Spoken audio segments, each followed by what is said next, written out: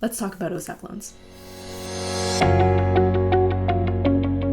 Hey guys, so I wanted to make this two-part video series because when I was applying for OSAP 3 years back, I was very confused with everything that had to do with student loans. I didn't understand back then how interest rates worked, what was going to happen to my OSAP funding if I got into a co-op or an internship program. I didn't know where to pay off my OSAP loans because it's not through the OSAP website. But also, most importantly, I didn't know how getting a student loan would affect my credit score. That could ultimately affect getting a car loan or a mortgage. So I wanted this two-part video series for the first video to cover the OSAP application process, as well as how the CERB and CESB would likely affect your OSAP funding, no matter where you are along the timeline. And in the second video, we'll talk about the mistakes that I had made, that my friends had made, that literally cost us tens to thousands of dollars in lost funding. So let's get into it. So to provide a quick overview of OSAP, it stands for Ontario Student Assistance Payments, and it's basically Ontario's student loan. So it's made of both the federal and the provincial portion. And anyone who is an Ontario resident, so whether you are a permanent resident or if you're a Canadian citizen who lives in Ontario and you are planning to go to post-secondary school, so whether it is an apprenticeship, college, or university, then you are eligible for OSAP. Depending on where you want to go to post-secondary school, it could affect your OSAP funding. So if you're going to post-secondary outside of Canada, you would only get 60% of the OSAP funding. That's the federal portion. If you are within Canada, obviously you get 100%. So in terms of the OSAP deadline, it depends on your study period. If you're a part-time student and your study period is 20 weeks or less, then you have 40 days before the end of your study period to apply for OSAP. Now, if you're a part-time student or a full-time student and you plan to study for 21 weeks or more, then you have 60 days before the end of your study period to apply for OSAP.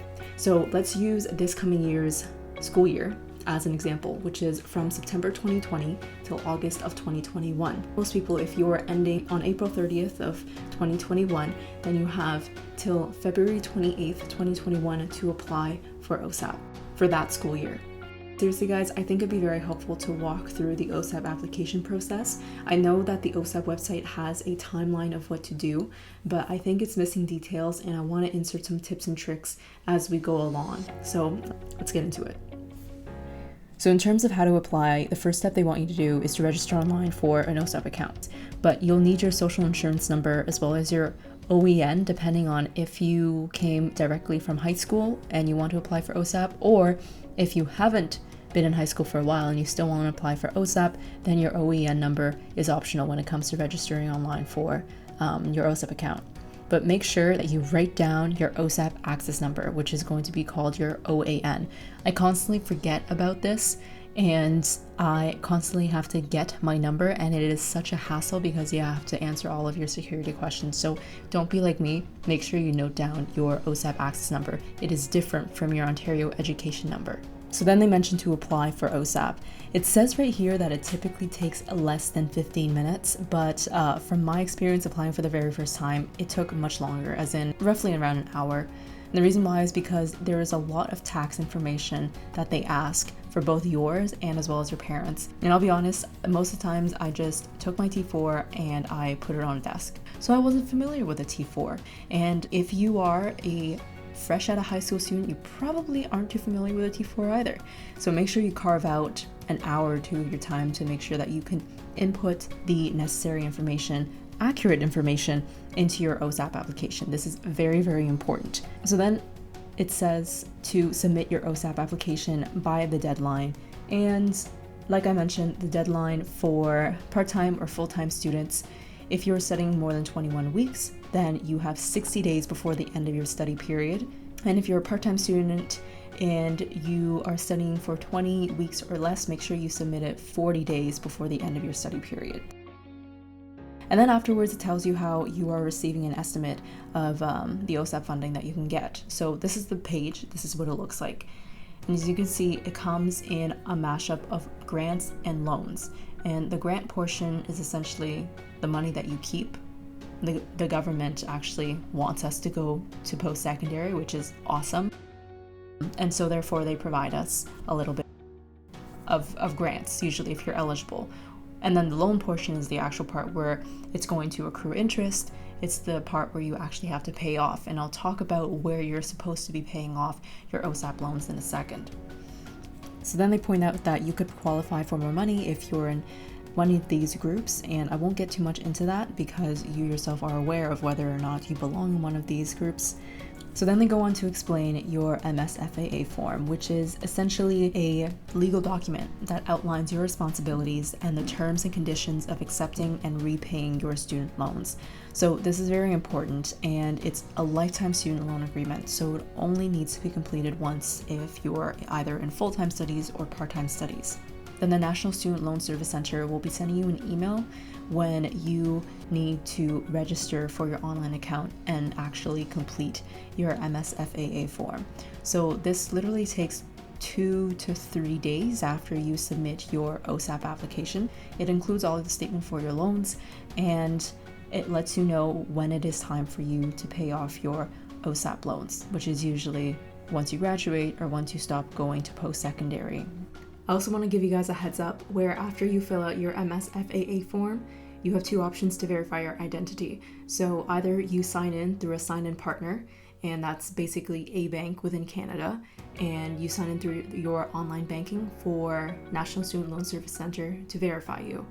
The second option you have is what I did, where you would go to Canada Post and you would bring your ID, and the Canada Post individual would verify your identity, then send down your MSFAA form, and then give you a copy of what they sent down. So giving you guys a heads up in case you do need to go out during these times. So before, I had always thought that you would pay OSAP considering the fact that you applied through OSAP, but no, they're technically different systems, so you have to make sure that you are constantly checking National Student Loan Service Center as well as your OSAP application webpage, so that you keep up to date to anything that they ask you for. So then they talk about how you might need to complete your signature and declaration forms and upload them to your OSAP application.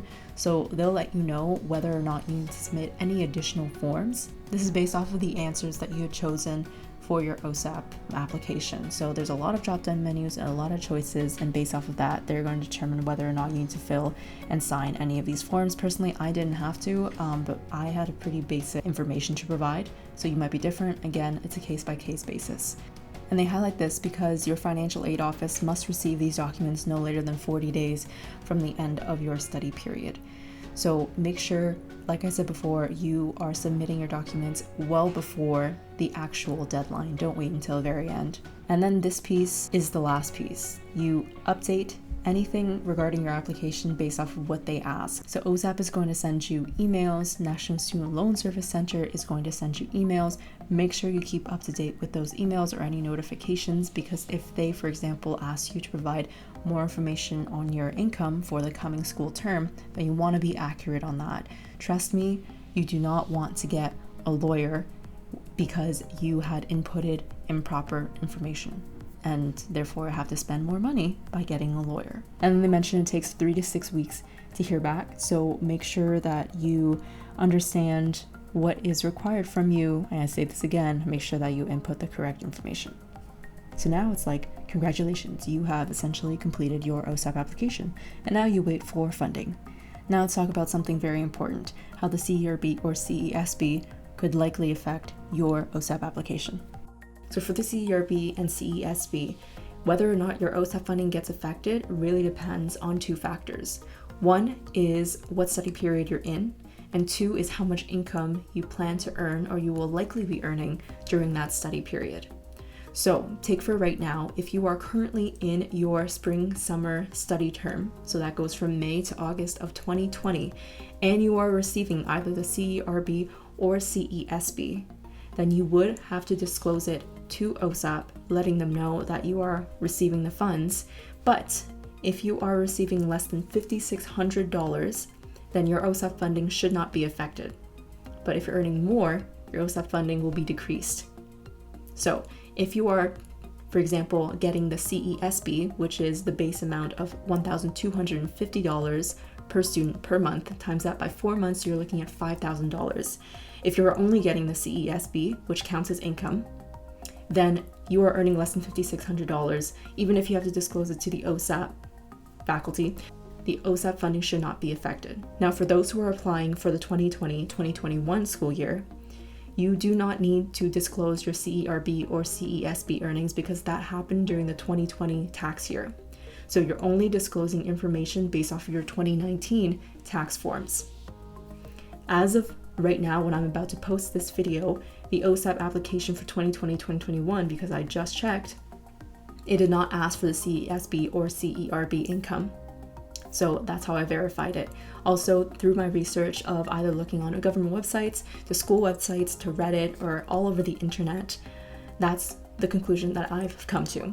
So, in short, whether you are taking a summer term right now and you're earning more than $5,600, then your OSAP funding would get affected. If you're earning less, then it won't. Your CERB and CESB counts as your other income though, so you have to disclose it to OSAP. If you're applying for 2020-2021, you do not need to disclose your CERB, CESB income right now, but you will for next year. And that's a wrap.